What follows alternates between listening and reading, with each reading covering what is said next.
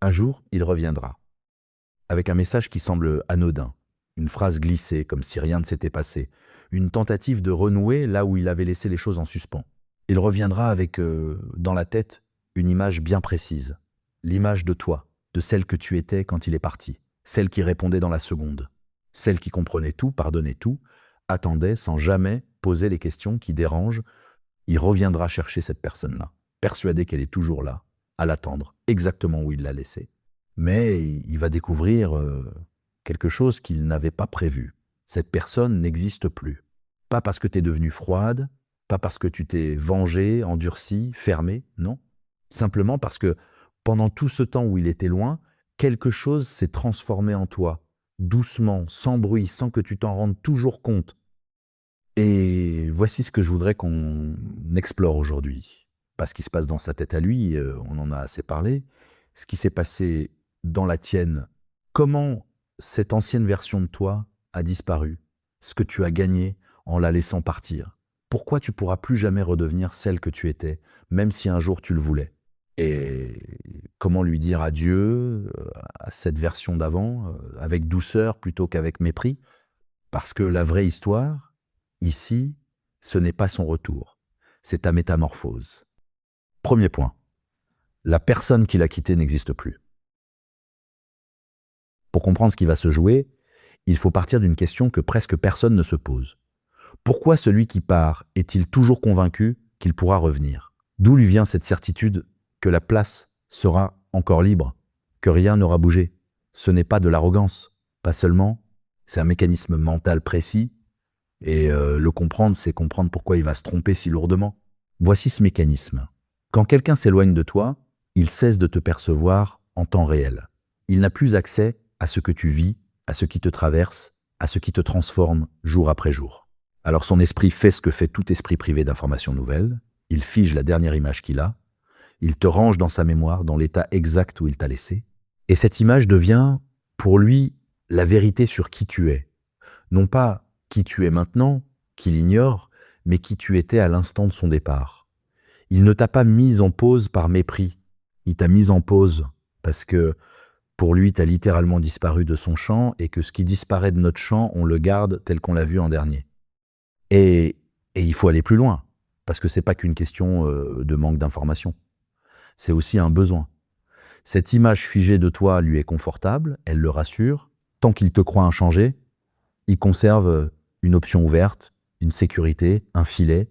Il peut partir explorer, prendre ses distances, se protéger, tout en gardant l'idée qu'un refuge l'attend, intact, s'il décide de revenir.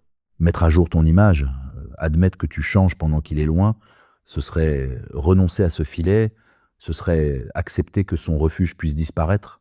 Alors il ne le fait pas, il préfère te croire immobile. Parce qu'une toi immobile est une toi qu'il possède encore. Voilà le premier rouage, et il est décisif. Son image de toi n'est pas seulement périmée, elle est activement maintenue périmée, parce qu'elle le sert. Il a besoin que tu sois restée celle qui attend, non pas parce que c'est vrai, mais parce que c'est rassurant.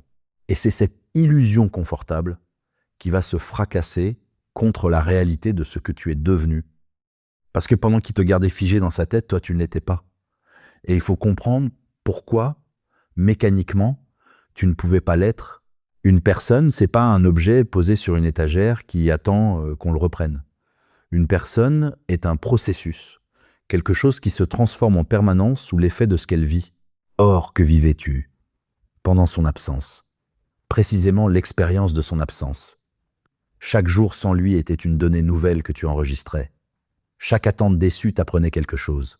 Chaque silence te forçait à te réorganiser sans lui. Tu pouvais pas traverser tout ça et rester la même, pas plus qu'on ne peut traverser un feu sans être transformé par lui. Et voici la conséquence logique, celle qu'il n'a pas anticipée. Ce qui t'a transformé, c'est pas un événement extérieur qu'on pourrait annuler, c'est un apprentissage. T'as appris quelque chose sur lui, sur toi, sur ce que tu peux supporter et ce que tu ne veux plus supporter. Et un apprentissage, ça se désapprend pas. On peut oublier un fait, mais on n'oublie pas une compréhension qui a changé notre façon de voir. Une fois que tu as compris que tu méritais mieux que l'attente, tu ne peux plus ne pas le comprendre. Cette compréhension est entrée en toi, elle fait désormais partie de ta structure, elle est irréversible. C'est pour ça que la personne qui l'a quitté n'existe plus. au sens le plus littéral. C'est pas une façon de parler, une image poétique. C'est une vérité mécanique. Celle qu'il a connue fonctionnait selon une certaine logique, l'attente, l'ajustement, la tolérance. Cette logique reposait sur une ignorance. Tu ne savais pas encore ce que tu vaux, ni ce que tu es capable d'endurer sans lui. Maintenant, tu le sais. Et cette connaissance a détruit la logique ancienne. La personne d'avant ne peut pas revenir parce qu'elle était définie par une ignorance que tu n'as plus. On ne peut pas redevenir celui qui ne savait pas. Alors observe ce qui se passe concrètement quand il revient et pourquoi il le sent avant même de le comprendre.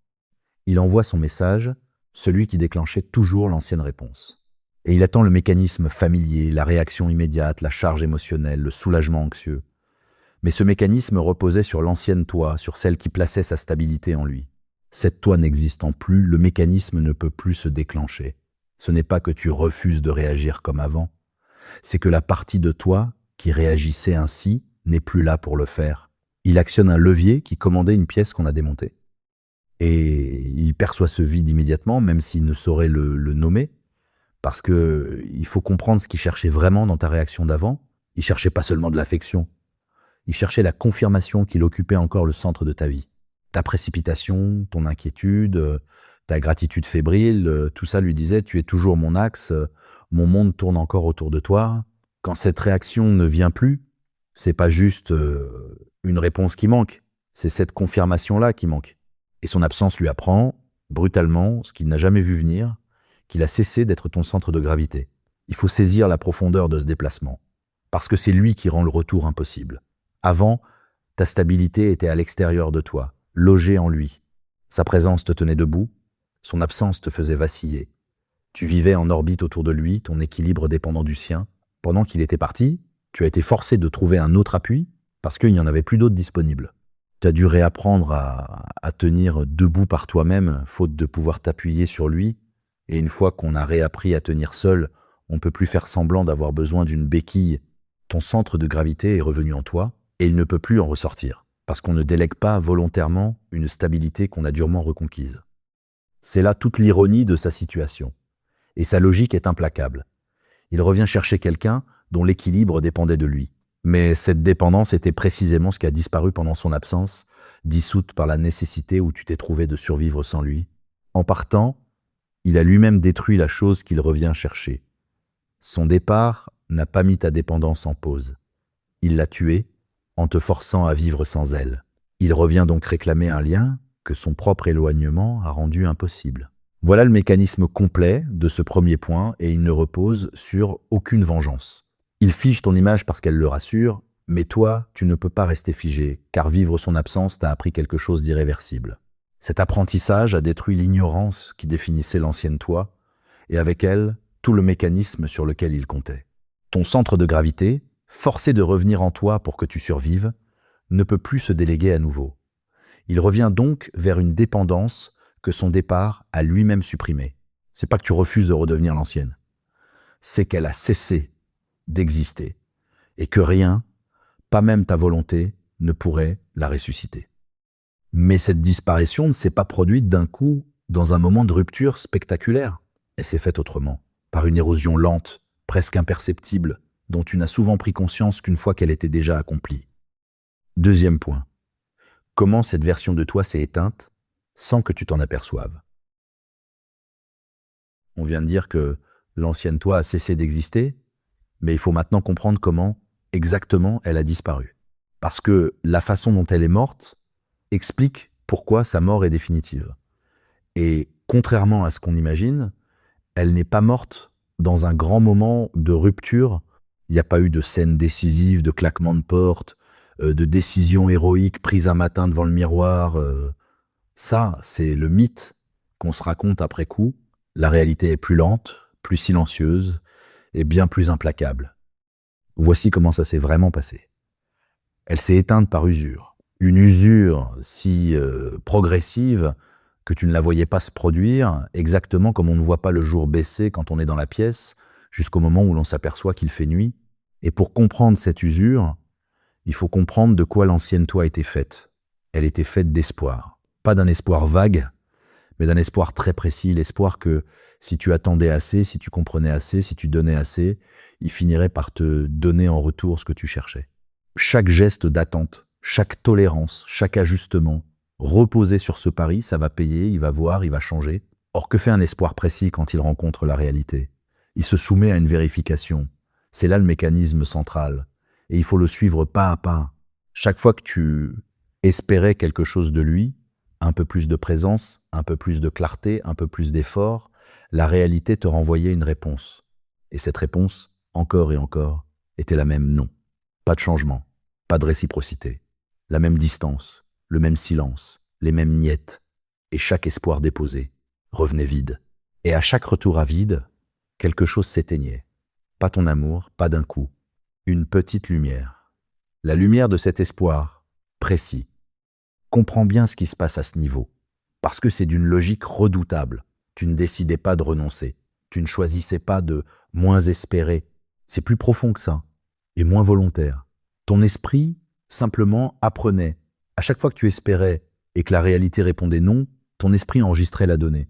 Et au bout d'un certain nombre de fois, il tirait la conclusion que toute intelligence finit par tirer face à un résultat qui se répète, cet espoir-là ne mène nulle part. C'est pas de la résignation, c'est de l'apprentissage. Ton système intérieur cessait d'investir dans une direction qui ne rapportait jamais rien, comme on cesse naturellement de frapper à une porte qui ne s'ouvre jamais. Et c'est pour ça que ça s'est fait sans bruit. Parce qu'une lumière qui s'éteint ne fait aucun son. Tu ne t'es pas réveillé un matin en décidant de ne plus attendre. Tu as juste remarqué, un jour, que tu n'attendais plus, que son silence ne te transperçait plus comme avant, que son message, autrefois guetté, te laissait maintenant étrangement calme.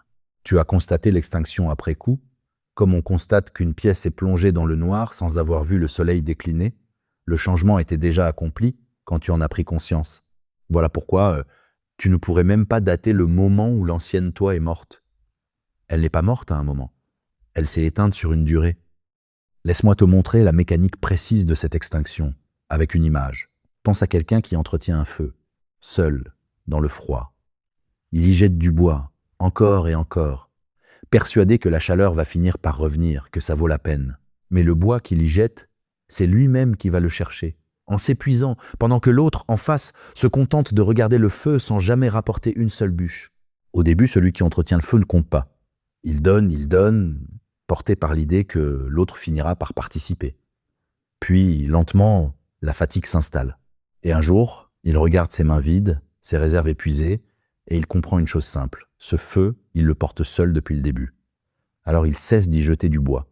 Pas par colère, par lucidité. Parce qu'il a enfin vu que la chaleur qu'il produisait ne le réchauffait jamais en retour. C'est exactement ce processus qui a eu lieu en toi. Tu alimentais le lien, seul. Tu apportais l'espoir, la patience, la compréhension, le pardon, pendant qu'en face, il se contentait de recevoir. Et l'ancienne toi, c'était celle qui croyait que si elle apportait encore un peu plus de bois, la chaleur finirait par circuler dans les deux sens. Elle s'est éteinte le jour où cette croyance a rendu son dernier souffle. Non pas parce qu'elle a cessé d'aimer, mais parce qu'elle a fini par voir ce que l'espoir l'empêchait de voir. Et c'est ici qu'il faut nommer une vérité difficile, mais libératrice. Ce qui maintenait l'ancienne toi en vie, ce n'était pas l'amour, c'était l'espoir d'une réciprocité.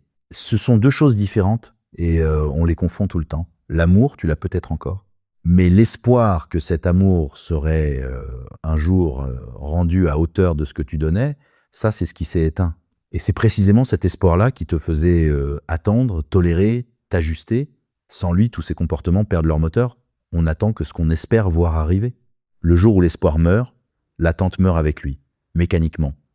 Non par décision, mais par disparition de sa raison d'être. Mais il faut voir l'autre versant de cette extinction, parce qu'il change tout. Pendant que ces lumières s'éteignaient, une à une, quelque chose d'autre s'allumait. Là est le point que presque personne ne comprend. C'était pas seulement une mort, c'était une naissance simultanée. Parce que toute cette énergie que tu dépensais à espérer, à attendre, à alimenter le feu seul, cette énergie ne disparaissait pas. Elle se libérait. Elle devenait disponible pour autre chose. Chaque lumière qui s'éteignait du côté de l'attente rallumait une lumière du côté de toi-même. L'énergie que tu cessais de verser vers lui, tu commençais, sans même le vouloir, à la verser vers toi. Suis bien cette logique, parce qu'elle est le cœur de ta transformation. L'attente est un investissement. Attendre quelqu'un, c'est placer en lui une part de ton énergie vitale, de ton attention, de ton avenir. Tant que tu attendais, une grande partie de toi était immobilisée dans cette attente, gelée, indisponible pour autre chose. Le jour où tu as cessé d'attendre, cette part s'est dégelée.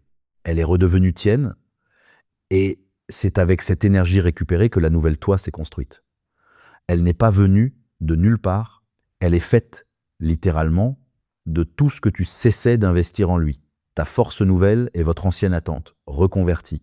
C'est pour ça que la mort de l'ancienne toi et la naissance de la nouvelle ne sont pas deux événements séparés. C'est un seul et même mouvement, vu de deux côtés. Ce qui, du point de vue du lien avec lui, ressemble à une extinction, un renoncement, une perte, est exactement, du point de vue de toi-même, un allumage, une reconquête, un gain. La même énergie qui quittait l'attente entrait en toi. Tu ne perdais pas une partie de toi. Tu la rapatriais. Tu ramenais chez toi tout ce que tu avais exilé chez lui. Et voilà pourquoi cette transformation est irréversible, et pas seulement passée. Une extinction par usure ne se rallume pas sur commande. Réfléchis-y. Tu ne pourrais pas te forcer à réespérer ce que tu as appris à ne plus espérer, pas plus que tu ne peux te forcer à recroire à une chose dont tu as vu de tes yeux qu'elle était fausse. L'espoir qui s'est éteint sur des preuves, des dizaines de preuves accumulées à chaque retour à vide. Pour le rallumer, il faudrait effacer ces preuves de ta mémoire, oublier tout ce que tu as compris, et ça c'est impossible. On ne peut pas désapprendre une leçon qu'on a payée aussi cher. La nouvelle toi n'est pas une humeur passagère, c'est une connaissance devenue chère. Voilà le mécanisme complet de ce deuxième point. L'ancienne toi n'est pas morte dans un éclat, mais par une lente usure. Chaque espoir déçu éteignant une lumière, jusqu'à ce que ton esprit apprenne, par accumulation de preuves, à ne plus espérer. C'était pas de la résignation, mais un apprentissage, et un apprentissage ne se désapprend pas. Et dans le même mouvement, l'énergie que tu cessais d'investir dans l'attente se rapatriait en toi, allumant la nouvelle. Sa mort et ta naissance sont une seule chose, vue des deux côtés. C'est pourquoi il ne pourra pas la faire revenir, ni toi la ressusciter, car elle s'est éteinte sur des preuves qu'on ne peut plus effacer. Mais cette disparition, aussi douce soit-elle dans son déroulé, laisse une question ouverte. Qu'as-tu réellement gagné dans l'échange? Car on parle de perte, d'extinction, de deuil, et tout cela sonne comme un appauvrissement. Or, c'est exactement l'inverse qui s'est produit. Ce que tu as reçu en laissant partir l'ancienne, toi vaut infiniment plus que ce que tu as perdu. Troisième point, ce que tu as gagné en la laissant partir.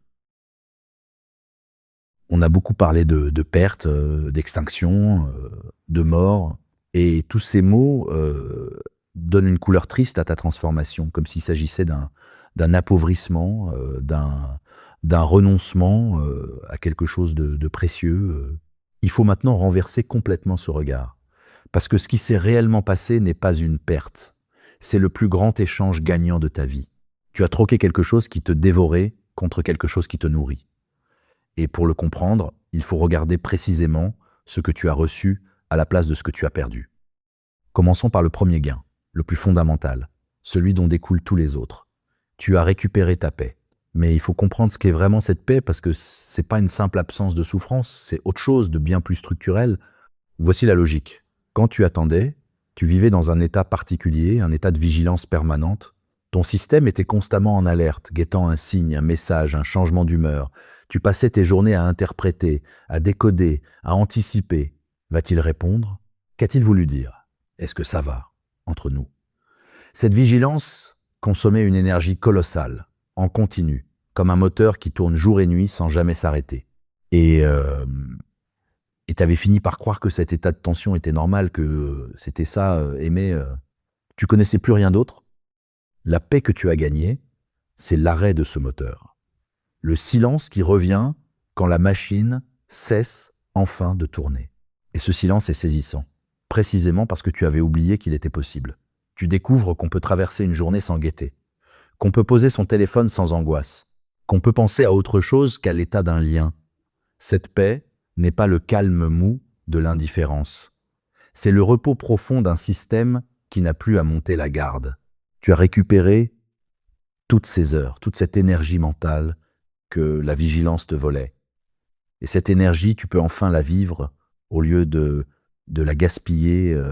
Le deuxième gain découle du premier et il est tout aussi profond. Tu as récupéré la clarté.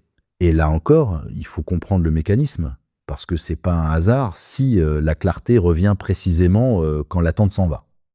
Réfléchis à ce que fait l'espoir anxieux à ta perception. Quand tu espères désespérément quelque chose de quelqu'un, tu ne le vois plus tel qu'il est. Tu le vois tel que tu as besoin qu'il soit. L'espoir déforme la vue comme une vitre embuée. Il te fait interpréter un silence comme de la pudeur, une négligence comme de la maladresse, une absence d'effort comme une difficulté passagère. Tu passais ton temps à fabriquer des explications généreuses pour des comportements qui n'en méritaient pas tant, parce que ton espoir avait besoin de ces explications pour survivre. Tu ne mentais pas. Tu voyais à travers le filtre de ton besoin. Quand l'espoir s'éteint, ce filtre tombe. Et soudain, tu vois les choses telles qu'elles étaient depuis le début, sans le vernis que tu appliquais dessus pour les rendre supportables. Les comportements que tu excusais t'apparaissent dans leur vérité nue. C'est pas que la réalité a changé, c'est que tu as cessé de la maquiller, et cette clarté, aussi douloureuse soit-elle au premier instant, est un cadeau immense. Parce qu'on ne peut construire sa vie que sur ce qu'on voit vraiment, jamais sur ce qu'on s'invente. Tu as échangé une illusion réconfortante contre une vérité solide. Et une vérité, même dure, est un sol sur lequel on peut marcher. Alors qu'une illusion est un sol qui finit toujours par céder. Le troisième gain est peut-être le plus précieux et il faut le nommer avec soin. Tu as récupéré ton appétit, je veux dire ta capacité à désirer de nouveau, à attendre mieux, à ne plus te contenter de peu. Voici pourquoi ce gain est si important. Quand tu vivais de miettes, il s'était produit en toi quelque chose de pernicieux. Tu t'étais habitué à la faim. À force de recevoir si peu, ton système avait recalibré ses attentes vers le bas. Un message après 3 jours de silence te procurait une joie disproportionnée. Une once d'attention te semblait un festin. Tu avais tellement réduit tes exigences que le minimum te paraissait suffisant. C'est le piège le plus sournois du manque. Il ne te laisse pas seulement affamer, il te fait oublier ce qu'est un vrai repas. Tu ne réclamais plus, non parce que tu étais comblé, mais parce que tu ne te souvenais plus qu'on pouvait l'être. En laissant partir l'ancienne, toi, tu as retrouvé la mémoire de ta faim réelle. Tu t'es souvenu de ce que tu mérites vraiment, de ce qu'est un lien nourrissant, réciproque, où l'on n'a pas à mendier. Et cette mémoire retrouvée change tout, parce qu'elle rend soudain les miettes intolérables. Ce qui te suffisait hier te paraît maintenant dérisoire, presque insultant. Tu ne peux plus revenir à moins, non par orgueil, mais parce que ton appétit s'est réveillé, et qu'un appétit réveillé ne se rendort pas devant une assiette vide. Tu as retrouvé le droit d'avoir faim, et donc le droit d'exiger un vrai repas. Et voici comment ces 3 gains s'articulent, car ils ne sont pas séparés. Ils forment une chaîne. La paix libère l'énergie que la vigilance dévorait.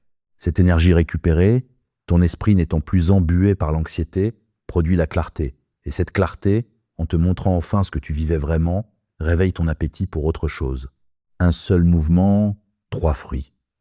Tu poses la vigilance, tu récupères la vue, tu retrouves la faim. Chacun appelle le suivant, mais il faut aller au bout de la logique et voir le gain qui contient tous les autres. Ce que tu as vraiment récupéré, en laissant partir l'ancienne toi, c'est toi-même, au sens le plus concret. Souviens-toi de ce qu'on disait. L'attente est un investissement, une part de toi placée en dehors de toi, immobilisée en lui. Tant que tu attendais, une portion de ton être vivait exilée, occupée à guetter, à espérer, à alimenter un feu qui ne te réchauffait pas. Cette portion, tu l'as rapatriée. Tu ne l'as pas perdue en la retirant de lui, tu l'as ramenée chez toi. Ce que tu as gagné, c'est pas une compensation extérieure à ta perte. C'est la perte elle-même, retournée comme un gant. Ce qui quittait le lien entrait en toi.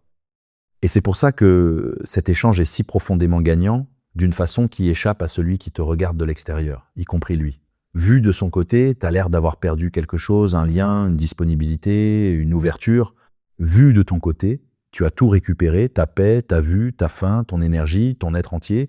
Là où il voit une soustraction, il y a en réalité une addition. Tu n'as pas renoncé à quelque chose pour rien. Tu as échangé un lien qui te vidait contre une plénitude qui te remplit.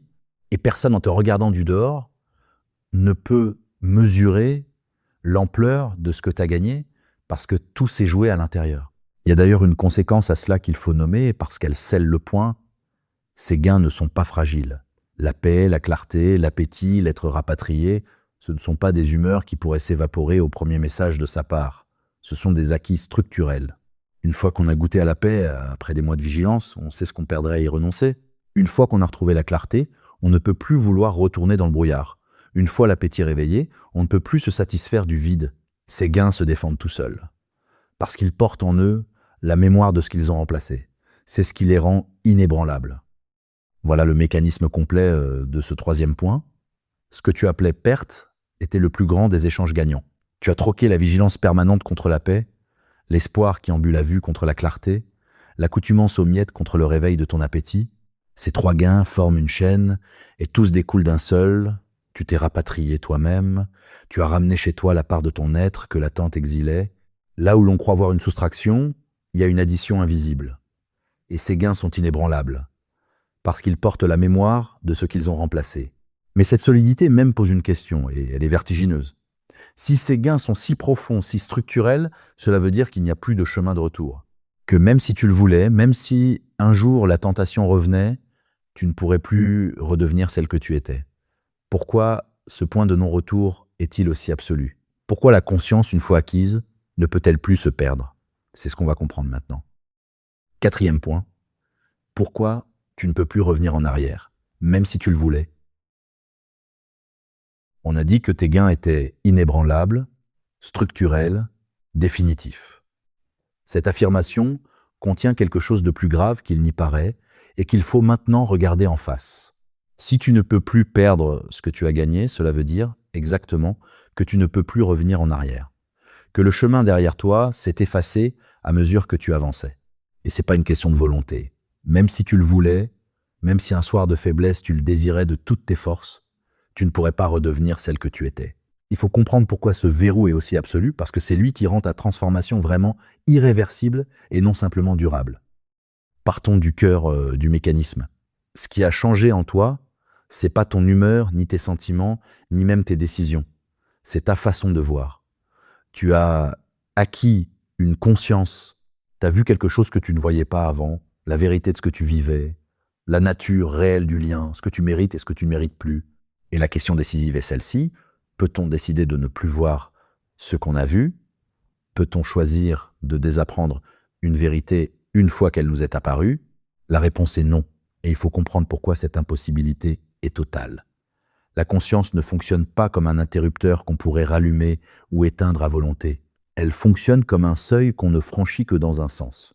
Avant de comprendre une chose, tu es dans l'ignorance. Et cette ignorance a une innocence. Tu ne sais pas, donc tu peux croire, espérer, t'illusionner de bonne foi. Une fois que tu as compris, cette innocence est perdue. Non pas parce que tu l'as jetée, mais parce que la compréhension a pris sa place et qu'on ne peut pas faire cohabiter la connaissance et l'ignorance de la même chose. Savoir chasse ne pas savoir, définitivement sans retour possible. Laisse-moi te montrer cette mécanique avec précision. Imagine que pendant longtemps tu aies pris une pièce pour une pièce vide, plongé dans le noir, tu t'y déplaçais à tâtons, tu te cognais, mais tu croyais cette pièce sûre, familière. Puis un jour, la lumière s'allume et tu vois que le sol était jonché d'obstacles, que ce que tu prenais pour un mur était une porte, que rien n'était comme tu le croyais. Maintenant, essaie de rééteindre la lumière et de redevenir celle qui croyait la pièce vide. Tu peux éteindre, oui, le noir peut revenir, mais tu ne peux plus croire la pièce vide, parce que tu as vu ce qu'elle contenait. Le noir revenu n'est plus le même noir. Avant, c'était un noir d'ignorance. Maintenant, c'est un noir habité par tout ce que tu sais être là. Tu ne peux plus circuler comme avant, parce que tu connais désormais la position de chaque obstacle. C'est exactement ce qui rend ton retour impossible. Même si tu retournais vers lui, même si tu tentais de reprendre les anciens gestes, tu ne pourrais plus les faire dans l'innocence d'avant. Avant, quand tu attendais en croyant que ça pouvait aboutir. Cette croyance rendait l'attente supportable, presque douce. Elle était habitée d'espoir.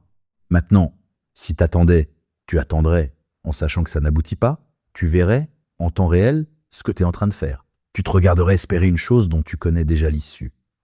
Et cette lucidité rendrait l'ancien comportement insupportable, là où il était autrefois confortable.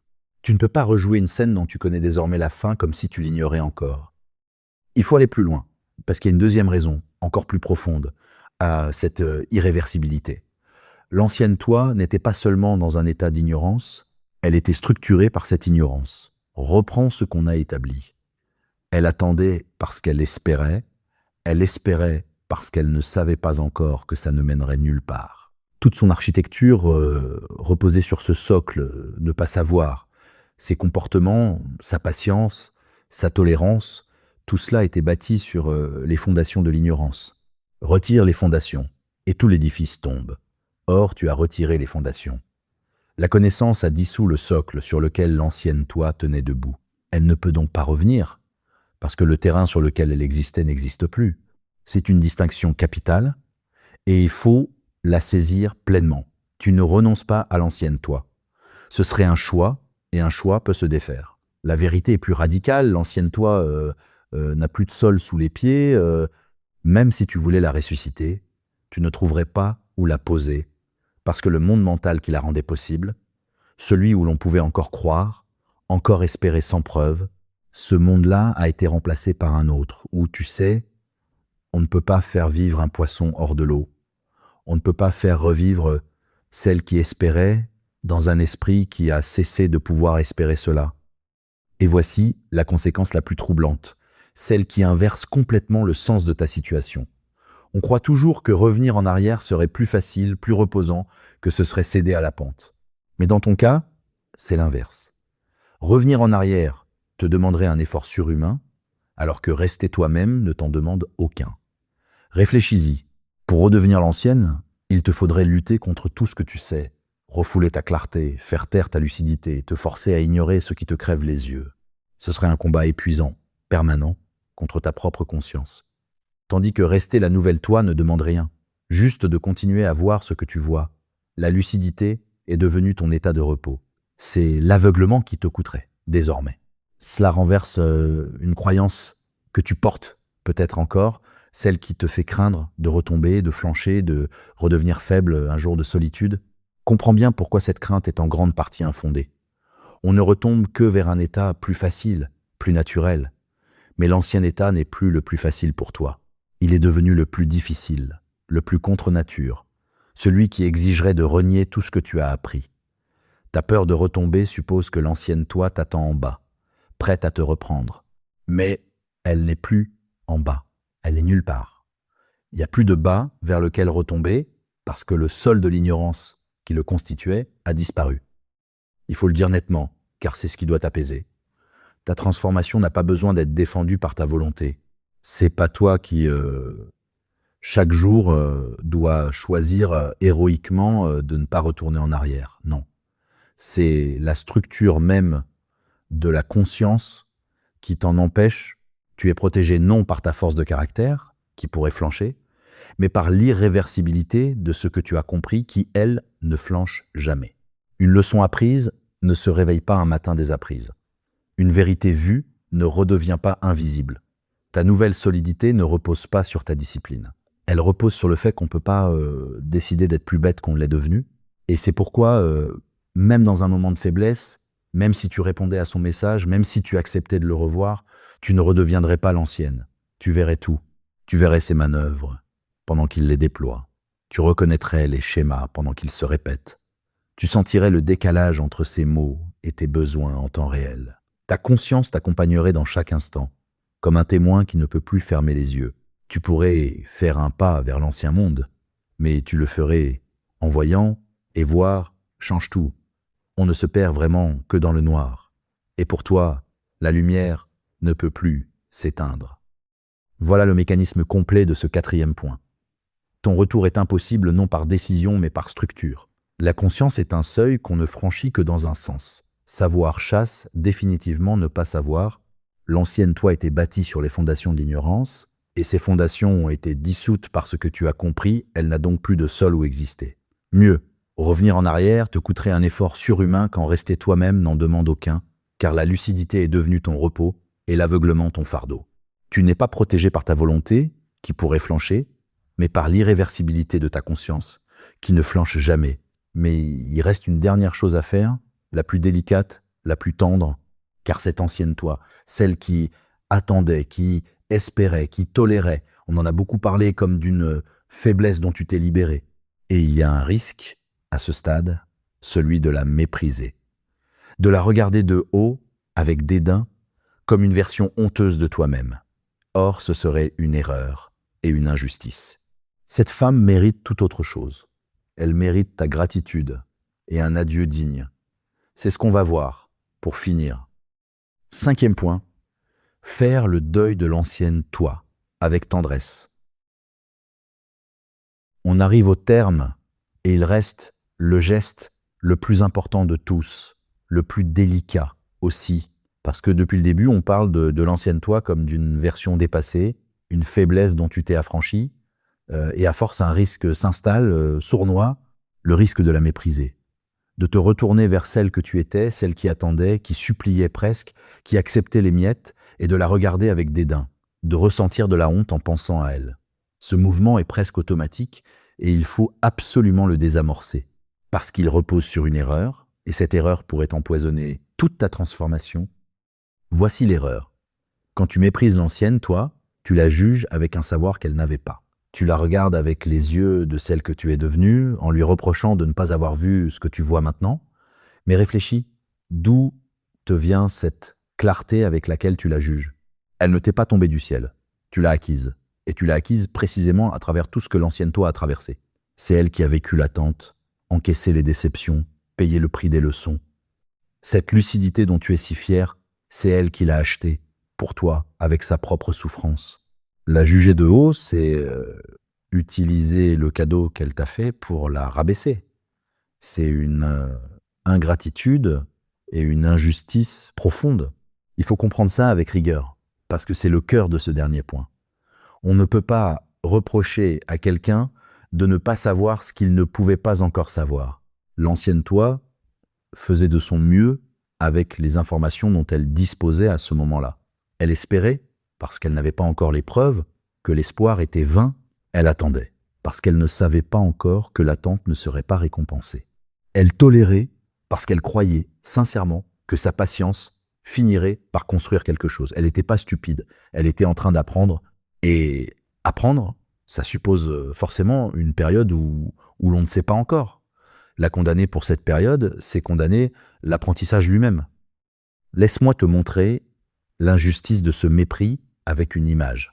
Pense à un explorateur qui traverse un territoire inconnu, sans carte, dans le brouillard. Il avance, il se trompe de direction, il revient sur ses pas, il tombe dans des impasses. Et à force, péniblement, il finit par dresser une carte du territoire.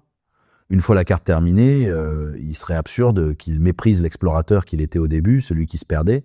Absurde, parce que c'est précisément en se perdant que la carte s'est dessinée. Chaque erreur était un trait sur la carte. Chaque impasse rencontrée était une information précieuse. Sans tous ces égarements, il n'y aurait pas de carte du tout. L'explorateur perdu et le cartographe accompli ne sont pas deux personnes, l'une honteuse et l'autre glorieuse. Ce sont deux moments d'un même travail, et le second doit tout au premier. L'ancienne toi, c'est cette exploratrice dans le brouillard. Elle s'est perdue, oui, elle a pris des impasses, attendu devant des portes closes, cru des choses qui n'étaient pas vraies, mais c'est en faisant tout cela qu'elle a dressé la carte que tu utilises aujourd'hui. Ta capacité actuelle à reconnaître un lien qui ne mène nulle part, tu la dois à toutes les fois où elle s'y est engagée sans le savoir. Elle a marché dans le noir pour que tu puisses, toi, marcher dans la lumière. Ce que tu prends pour sa faiblesse était en réalité le travail le plus difficile, avancer sans carte, là où toi tu avances désormais avec. Et c'est là qu'il faut opérer un renversement complet du regard. L'ancienne toi n'était pas faible, elle était courageuse, d'un courage que tu sous-estimes parce qu'il ne ressemble pas à celui dont on fait l'éloge. Il faut du courage pour continuer d'aimer sans garantie de retour. Il faut du courage pour espérer, pour donner, pour rester ouvert alors qu'on souffre. Ce qu'on appelle sa faiblesse, l'attente, la tolérance, était en réalité une immense capacité d'amour et d'espérance. Le problème n'a jamais été cette capacité. Le problème, c'est qu'elle était dirigée vers quelqu'un qui ne la méritait pas. Mais la capacité elle-même, cette aptitude à aimer et à espérer si fort, c'est une beauté, pas une tare. Et cette beauté, tu la portes encore. Tu as simplement appris à mieux la diriger.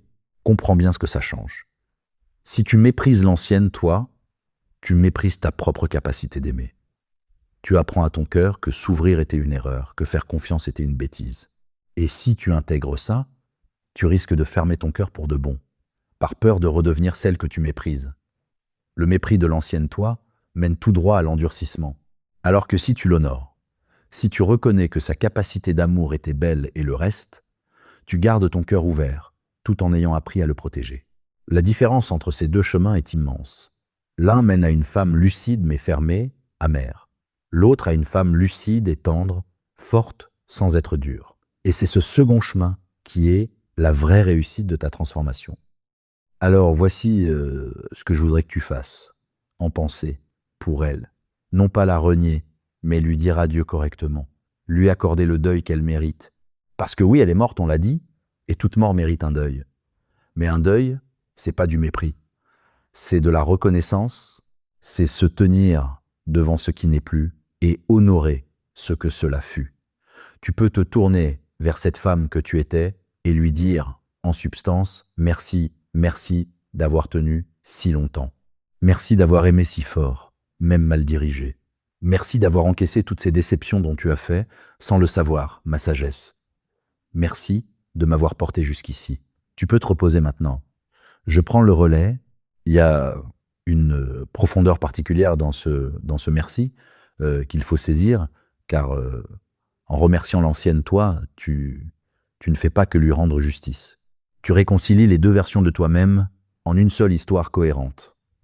Sans ce merci, ta vie se scinde en deux. Une période honteuse et une période fière, avec une rupture entre les deux. Avec ce merci, il n'y a plus de rupture, il y a une continuité. Une seule personne qui a grandi, dont chaque étape a nourri la suivante. Tu cesses de renier ton passé pour l'intégrer. Et une personne réconciliée avec tout son parcours, y compris ses errances, est infiniment plus solide qu'une personne qui a honte de la moitié d'elle-même. Et c'est ici que se referme la boucle de tout ce cheminement. On a commencé par dire qu'il reviendrait chercher une personne qui n'existe plus. On peut maintenant comprendre pleinement ce que cela signifie. La personne qui l'a quitté n'a pas seulement disparu. Elle a été honorée, remerciée et transformée en autre chose. Elle n'est pas morte dans la honte, oubliée dans un coin. Elle est morte dans la dignité. Et sa mort a donné naissance à toi. Quand il reviendra, il ne cherchera pas seulement quelqu'un d'absent. Il cherchera quelqu'un qui a été relevé, dépassé, accompli. Il arrivera trop tard pour une personne qui a déjà été pleurée et remplacée par une version plus vraie. Alors voilà où t'as mené tout ce chemin, et c'est là que je veux te laisser. Il croit qu'il peut revenir, mais celle qu'il cherche n'existe plus, parce que vivre son absence t'a appris ce que tu ne peux plus désapprendre. Elle s'est éteinte lentement, chaque déception rapatriant en toi l'énergie qu'elle exilait en lui. T'as pas perdu dans l'échange, t'as tout gagné, ta paix, ta clarté, ton appétit, ton être entier. Et ce que tu es devenu est irréversible, non par ta volonté, mais par la structure même de ce que t'as compris. Il ne reste plus qu'à honorer celle que tu étais, à lui dire merci et adieu pour que ta transformation soit non seulement forte, mais entière et tendre. Parce que ta plus grande victoire n'est pas qu'il t'ait perdu, c'est que, en te perdant, il t'est rendu à toi-même. Il croyait détenir un accès permanent à quelqu'un. Et sans le vouloir, en s'éloignant, il t'a offert le seul cadeau qui comptait vraiment, l'espace pour redevenir entière. Il reviendra vers une porte. Et derrière cette porte, il n'y aura pas de rejet, pas de vengeance, pas de colère. Il y aura simplement quelqu'un d'autre. Quelqu'un qui le regardera avec douceur, sans avoir besoin de lui. Quelqu'un qui a fait la paix avec tout son parcours et qui n'a plus rien à attendre de personne. Si ce chemin t'a parlé, tu peux laisser un mot en commentaire, simplement celui-ci. Je me suis retrouvé